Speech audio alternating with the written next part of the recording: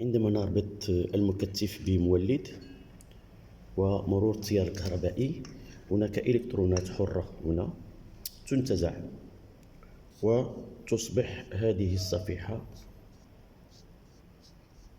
عبارة عن ثقوب خصاص إلكتروني.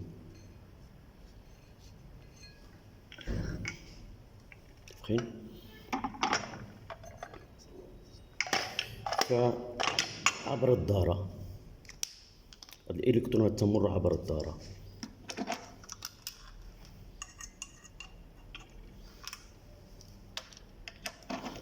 لتصل إلى الصفيحة المقابلة فتشحن بكهرباء سالبة.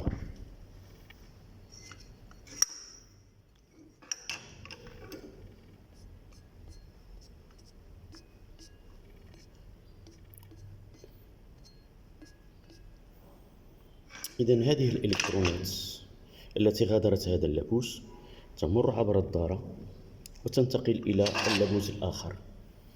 لكي يبقى التيار الكهربائي في الدارة يجب أن تنتقل هذه الإلكترونات من هذه الصفيحة إلى هذه الصفيحة هذه، لكن هناك عازل بين الصفيحتين، وبالتالي تتراكم هذه الصفيحتين، تتراكم هذه الإلكترونات على هذه الصفيحة.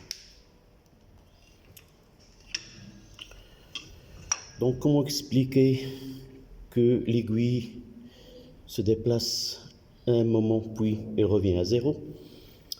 Ça veut dire que le courant électrique, il passe pendant un moment très bref, c'est-à-dire que les électrons de cette plaque, les électrons libres, passent dans le circuit et une fois qu'ils sont arrivés à l'autre plaque, ils s'accumulent là, sur ce conducteur, et puisqu'il y a un isolant entre les deux, donc le courant ne peut pas passer de cette plaque à celle-là.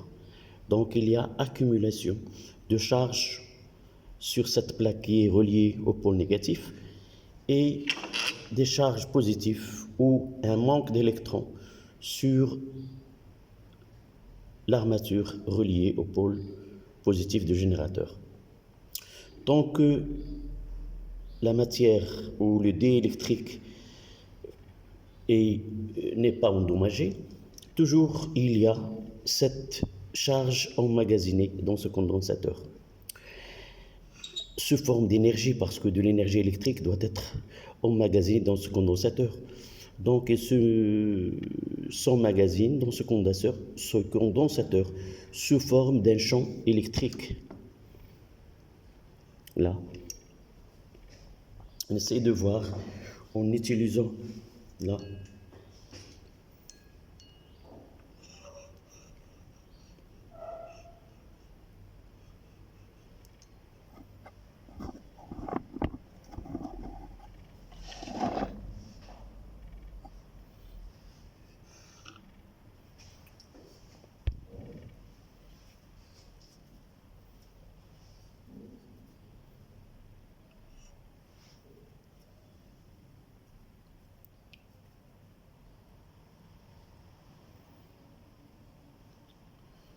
voilà ce qui se passe